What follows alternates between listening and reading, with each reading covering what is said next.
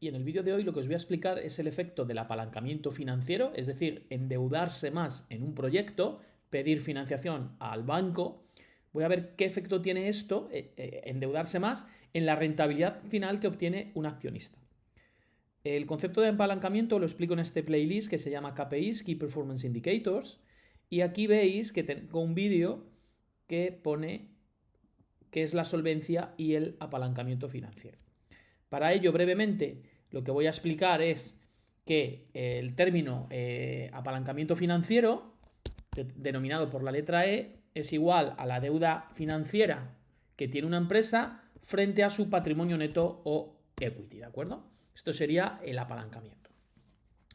Y lo que voy a ver es, a medida que aumento el nivel de deuda respecto a la financiación por accionistas o equity, qué impacto tiene en la rentabilidad de un proyecto de inversión.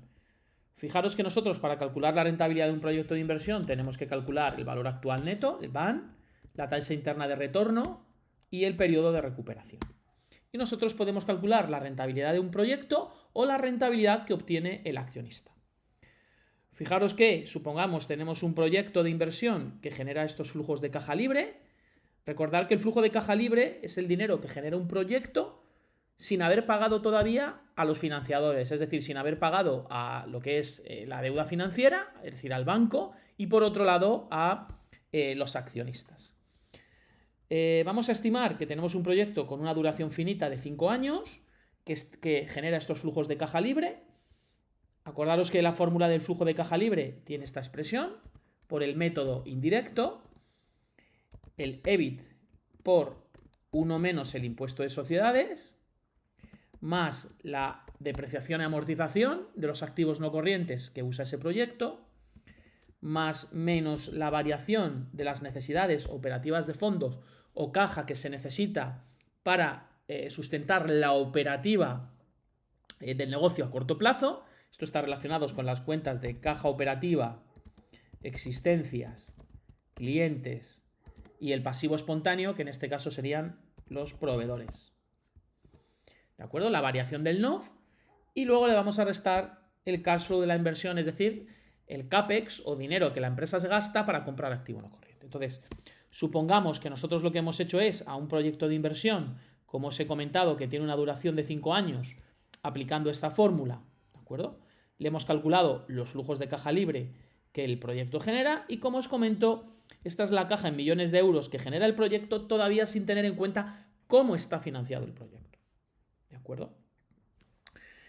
Vamos a calcularle a este proyecto, por un lado, lo que es VAN TIR y Payback. Fijaros que el cálculo del VAN, el valor actual neto, tendría que ser valor actual neto, exigiría qué tasa de descuento van estos flujos. ¿De acuerdo? Vamos a suponer, por ejemplo, y esto lo vamos a hacer aquí, que este proyecto, estos flujos, nuestro proyecto, voy a poner aquí el porcentaje de equity, el porcentaje de deuda, el KE, el KD, el impuesto de sociedades, y voy a calcular el WACC o coste promedio ponderado de la financiación. ¿De acuerdo? Vamos a suponer que en este caso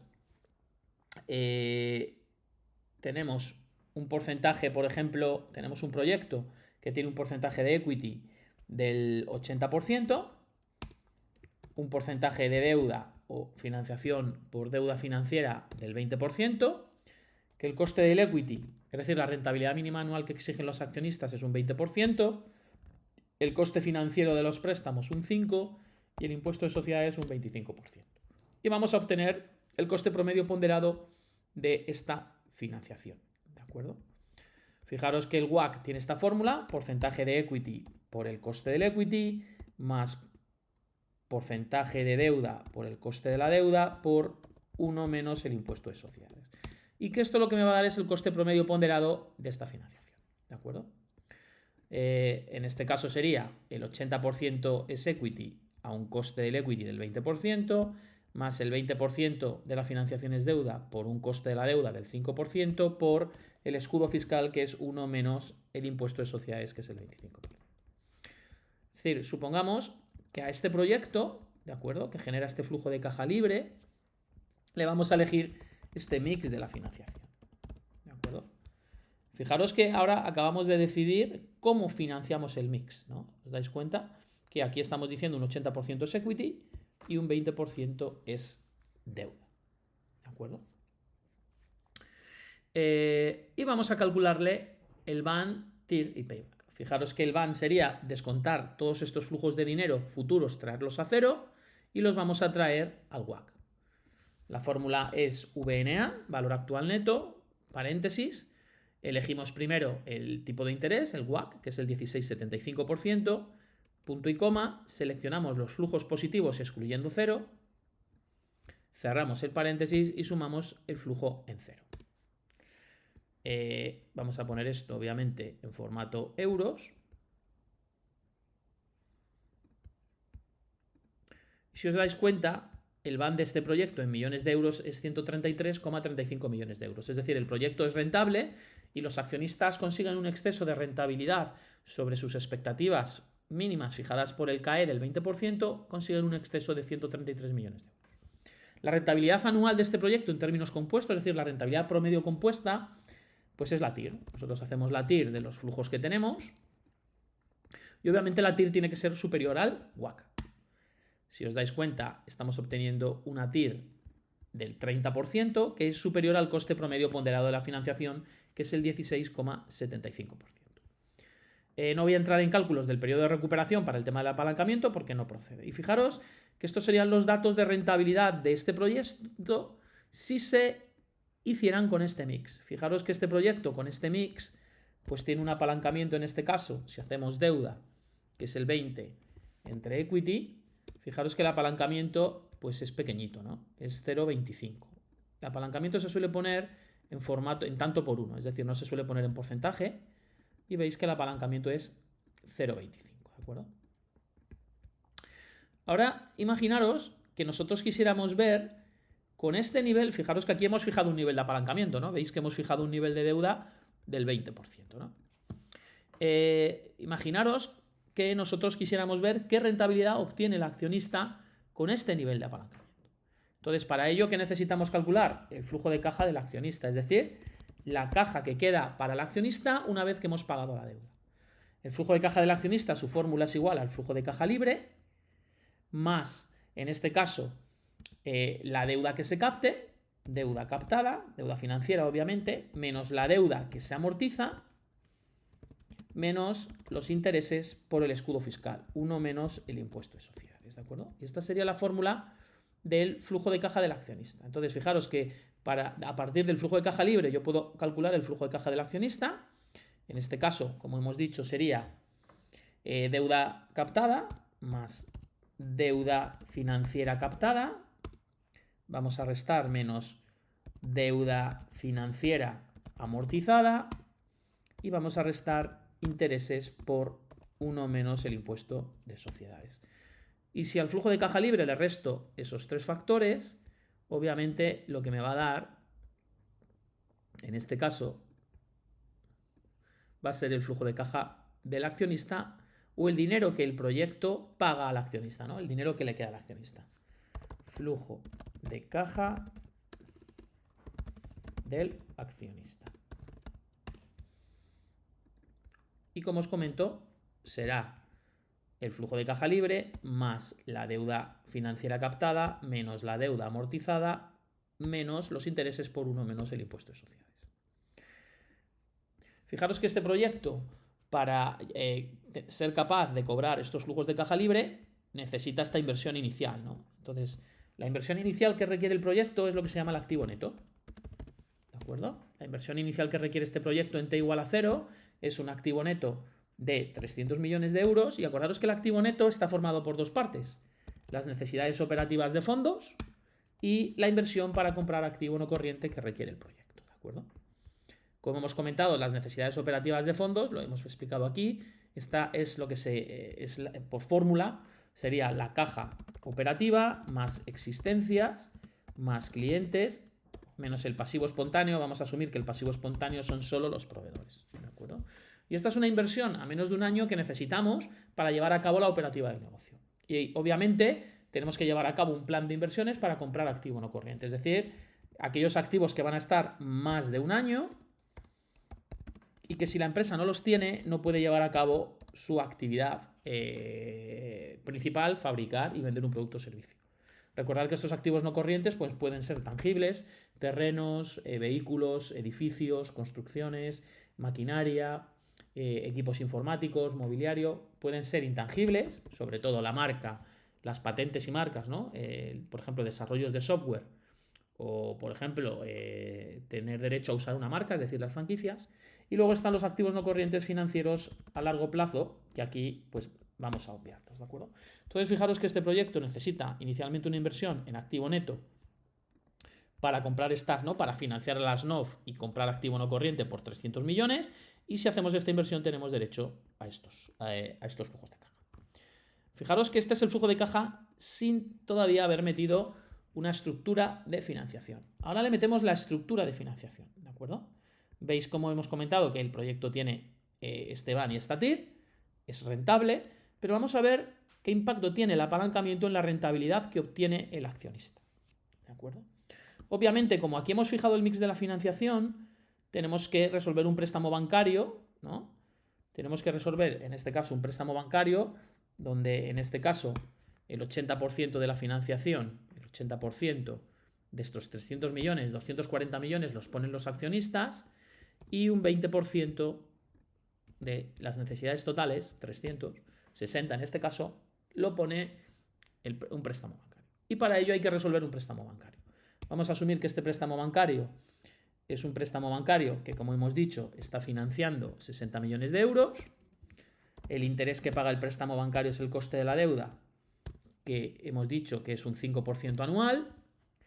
La frecuencia de pagos vamos a suponer anual y vamos a suponer una duración de 3 años, ¿de acuerdo? Y este préstamo se va a amortizar por el método francés, ¿de acuerdo? Un préstamo amortizado de manera francesa lo que exige es que las cuotas que pagamos año a año, en este caso hay 3 cuotas, ¿no? En el año 1, 2 y 3, sean constantes. En mi canal tenéis explicado cómo se resuelve un préstamo bancario amortizado por el método francés. Fijaros que si nosotros nos vamos a las listas, el plan financiero, nosotros tenemos aquí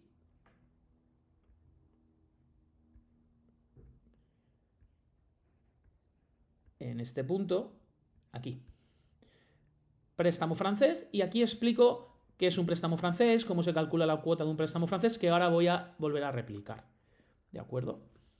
Para calcular todo el tema de TIR, BAN y Payback, hay bastantes vídeos, y nos vamos a las listas y vais al cálculo de la rentabilidad de un proyecto de inversión, pues aquí está explicado qué es la TIR, BAN y Payback, los distintos flujos de caja, el flujo de caja libre y el del accionista que estoy explicando en este vídeo, y obviamente aquí tenéis un ejercicio práctico para su resolución, ¿de acuerdo? Entonces, conceptualmente, ¿qué es lo que estamos mirando? Un proyecto de inversión que genera estos flujos de caja libre, que requiere una inversión en activo neto para financiar las necesidades operativas de fondos y activo no corriente por 300 millones, y que esta es la caja libre que genera el proyecto. Esa caja libre la hemos obtenido con esta fórmula, ¿de acuerdo? Y obviamente lo que vamos a ver es también, esto es la TIR, BAN y Payback que tiene el proyecto, y vamos a ver la TIR, BAN y Payback que tiene en este caso el accionista, lo voy a poner aquí debajo, el accionista, ¿de acuerdo? Y para ello es necesario estimar el flujo de caja del accionista, es decir, la caja que el proyecto paga finalmente al accionista, ¿de acuerdo? Para ello necesitamos, obviamente, calcular estos datos de deuda y para ello voy a resolver el préstamo francés. Fijaros que el préstamo francés, como hemos dicho, tiene una duración, en este caso, de 3 años. La primera columna es la deuda pendiente, es decir, lo que le debemos al banco. La segunda columna es la cuota, que es constante por ser un préstamo francés, y esa cuota tiene 2 partes, los intereses que gana el banco y el capital amortizado que devolvemos para bajar, obviamente, la deuda. Y hay una última columna que es el cash flow, ¿no? El flujo de caja, el dinero que entra o sale. Bien, para calcular la fórmula, esta tabla, lo primero que tenemos que saber es la fórmula de la cuota que se paga. Yo la voy a poner aquí con una fórmula que ahora no es necesario entender, ¿de acuerdo? Sería 1 menos 1 más el interés elevado a menos el tiempo, que son 3 años, ese cálculo que hemos hecho se divide entre el interés, y si nosotros dividimos el dinero financiado, que son 60 millones, entre este número que hemos obtenido aquí, la cuota que estamos obteniendo es 22 millones. Como el préstamo es francés, siempre obtenemos la misma cuota. Luego rellenamos cero, ¿no? En cero, ¿qué es lo que ocurre? Tenemos una deuda de 60 millones. Obviamente en cero no se paga cuota, no hay intereses y no hay capital amortizado, porque en cero, ¿qué es lo que ocurre? Que recibimos la caja, ¿no? Recibimos el dinero que nos da el banco, 60 millones, y por eso tenemos obviamente una deuda de 60 millones. Y ahora, ¿qué es lo que vamos a hacer? Ir calculando línea a línea. Los intereses que pagamos el primer año, obviamente son siempre el 5% del dinero que debemos al inicio del año. El dinero que debemos al inicio del año es 60 millones. ¿De acuerdo? ¿Y cuál es el capital amortizado? La resta, ¿no? Pagamos una cuota de 22 e intereses por 3. Luego el capital que amortizamos es, en este caso, obviamente, 19. ¿De acuerdo? ¿Y cuál es la deuda que tenemos al finalizar el primer año? Pues obviamente los 60 que debíamos al inicio menos el capital que hemos amortizado. ¿Cuánto sería el cash flow? El cash flow es el dinero que sale de nuestro bolsillo cada año, que es la menos cuota. Y con esta programación, ¿de acuerdo? Con esta programación que nosotros tenemos aquí, indudablemente la podemos arrastrar para abajo, ¿de acuerdo? Y veis que si ponemos esto en formato número, pues al finalizar el préstamo, obviamente, no debemos dinero, ¿de acuerdo? Ya tenemos resuelto el préstamo y ahora fijaros que yo lo que voy a poner, vamos a verificar que todo está bien. La cantidad amortizada tiene que ser concretamente 60 millones. Vemos que da 60 millones. Y fijaros que en este caso la ganancia que tiene el banco a nivel de intereses son 6,1 millones de euros. A nivel de cash flow, pues obviamente es la suma de todos estos términos, y a nivel de cash flow será el coste financiero, ¿veis? El cash flow que nosotros pagamos en el préstamo es 6,1 millones, ¿de acuerdo? Bueno, pues vamos ya a rellenar esta parte de aquí que no sabemos para llegar al flujo de caja al accionista. Fijaros que en cero, nosotros sobre estos 300 millones que necesitamos captamos 60, ¿verdad? Eso es una entrada de caja. Y luego vamos amortizando deuda. Fijaros que el primer año amortizamos 19, el segundo año amortizamos 19,98 y el tercer año amortizamos 20. Y luego obviamente los intereses por 1 menos el impuesto de sociedades. Los intereses son salidas de caja también, van a ir negativos. Luego veis que son menos 3 por 1 menos el impuesto de sociedades, que lo tenemos aquí. En el año 2 lo mismo, ¿no? Tenemos menos 2 millones de intereses por 1 menos el impuesto de sociedades, que lo tenemos aquí. Y en el tercer año pagamos 1 millón de intereses por 1 menos el impuesto de sociedades. ¿De acuerdo? ¿Y qué es lo que ocurre? Que si os dais cuenta, el accionista recibe estos flujos de caja. ¿De acuerdo? Entonces, una vez que yo sé cuánto dinero recibe el accionista por sus flujos de caja, ¿qué es lo siguiente que voy a hacer? Pues obviamente calcular Van-TV Payback. Como lo hago sobre los flujos de caja, el tipo de interés que en este caso tengo que usar es el coste del equity, que es el 20%. Es decir, no voy a usar el WACC como lo hicimos antes, sino voy a usar el coste del equity. ¿Por qué? Porque el accionista a su dinero, a sus flujos de caja del accionista, le exige una rentabilidad que es mínima, que es el coste del equity.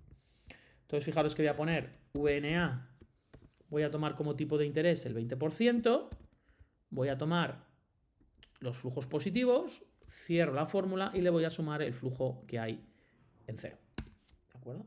Y a esto le voy a calcular la TIR, ¿no? A los flujos de caja del accionista le calculo la TIR. Obviamente, aquí este valor, acordaros que era superior anteriormente, ¿no?, al WACC. Fijaros que en el primer caso la TIR del proyecto era superior al WACC porque nos daba un WACC positivo, y en este caso la TIR que obtiene el accionista es superior al CAE del 20%. ¿De acuerdo? Fijaros también que obviamente ahí hay un exceso de rentabilidad para el accionista, y que la rentabilidad anual que gana el accionista a sus flujos, pues veis que es un 46%. Fijaros que si nosotros ponemos aquí el apalancamiento, que es la idea fundamental a la que estábamos jugando, ¿no? Imaginaros que nosotros tenemos aquí, ponemos apalancamiento y ponemos porcentaje de equity, porcentaje de deuda, y ponemos BAN y TIR del accionista, ¿de acuerdo? Fijaros que en este caso podemos poner un proyecto donde todo lo pone el accionista, ¿no? Voy a cambiar ahora el mix. Fijaros que antes estaba poniendo un 80-20 y voy a poner toda la financiación del proyecto. ¿Veis? Porcentaje de equity 100%. Veis que todo es equity. ¿Y qué es lo que vemos? Fijaros, obviamente el accionista, si en este caso el equity es el 100% y la deuda es el 0%, obviamente el apalancamiento lo hemos definido como deuda entre equity, deuda financiera entre equity es 0, es decir, no hay en este caso apalancamiento. Y os dais cuenta que tenemos un BAN del accionista de 94,84 millones y que la rentabilidad que obtiene el accionista es el 30,44. Ahora supongamos que empezamos a apalancar esto, ¿no? Imaginaros que hacemos un apalancamiento, por ejemplo, del 10%. ¿De acuerdo? Es decir, tenemos 90% equity, 10% deuda, que nos está dando un apalancamiento en este caso. Vamos a ponerle 4 decimales, es un apalancamiento también muy bajito, 0,11. Pues veis que estamos obteniendo, fijaros, una rentabilidad que el proyecto daba 90, pero que el accionista obtiene 147,48 y la TIR es el 37,73%.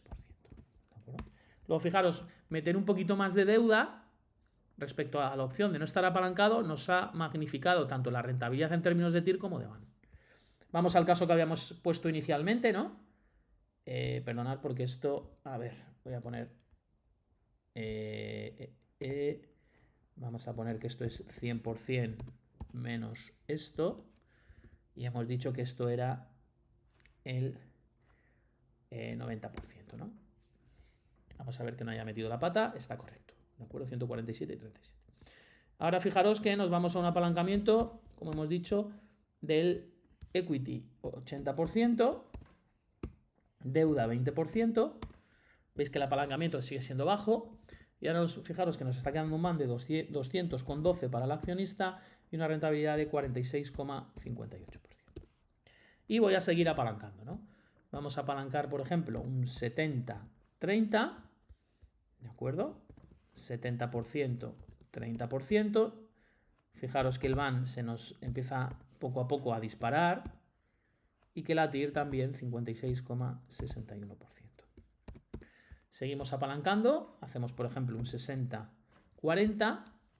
60%, 40%, veis que el BAN ya se nos va a 305,39 millones, BAN siempre del accionista y 71,87% TIR que obtiene el accionista. Vamos ahora a un nivel de apalancamiento 50-50, ¿de acuerdo? Financiamos la mitad del proyecto con deuda financiera. Fijaros que el BAN se nos va, en este caso, a 358,03 y 91,23%.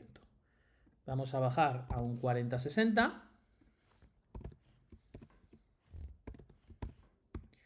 Veis que se nos va un BAN del accionista de 410,67 millones de euros y una TIR del 119,41%.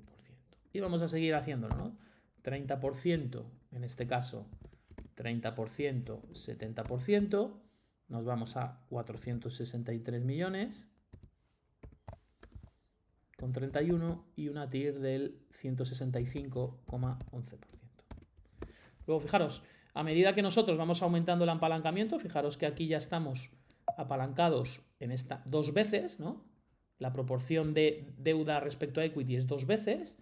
Fijaros, lo que nos ha disparado la rentabilidad, ¿no? Vamos a terminar por hacerlo, ¿no? Vamos a ir a una proporción 20-80, 20%, 80%. Fijaros que nos está dando 515,95 y 254,35%.